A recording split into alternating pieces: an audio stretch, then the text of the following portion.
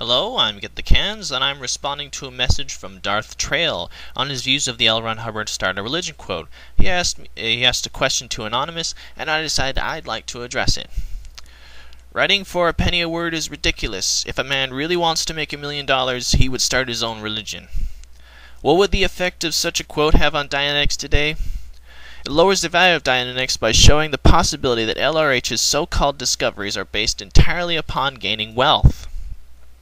My studies have shown that L. Ron Hubbard had actually taken millions of dollars from the church when he was alive. I would also like to further note that even though LRH is currently dead, the teachings within the so-called church are based entirely upon his writings. When L. Ron Hubbard created the Sea Org, he had created a band of impressionable young people. They were extremely loyal and easily influenced, and they wanted to do good, and so fell victim to his charismatic and well-articulated cons. As a result of this, there were many people touting something ridiculous as fact in Scientology. When you're surrounded by people in Scientology who say something is true, eventually you'll start believing it more and more.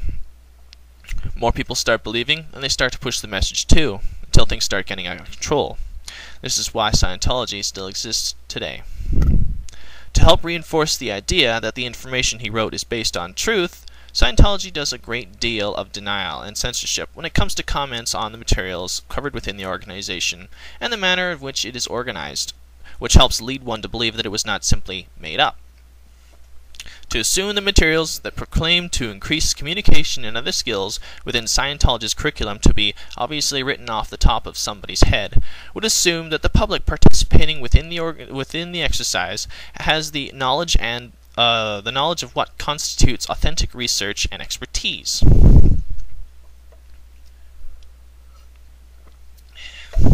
It would also be worth noting that to assume that people who would know better when it comes to the materials within the organization would also assume that the information within the courses and processes within the group are transparent and comparable to each other.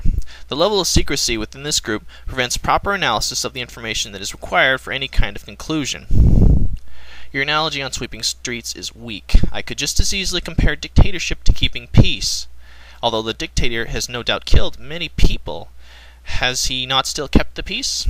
In the written words of one of my favorite authors, like the peace of a jailhouse. The idea of trying to create something that is supposed to be based off of bad ideals is like trying to do well on a test by cheating in order to impress your family with good grades. It is not okay to be a hypocrite and say that you're interested in helping the world when in reality you're aiming for profit.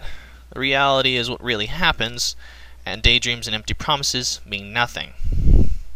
The problem with your Star Wars analogy is that you're assuming the entertainment aspect was completely different from the profit aspect. The creators of Star Wars needed to create an entertaining movie in order to create profit. If the movie did not address this, there's no way they could have made any money. L. Ron Hubbard needed to make a profit too. He could not sacrifice certain aspects if he had hoped to succeed, which resulted in the wall of silence which still stands today. He keeps people from looking at his works critically, which could never survive such scrutiny. The idea of a belief system being based entirely upon one science fiction writer's desire to become rich is disgusting.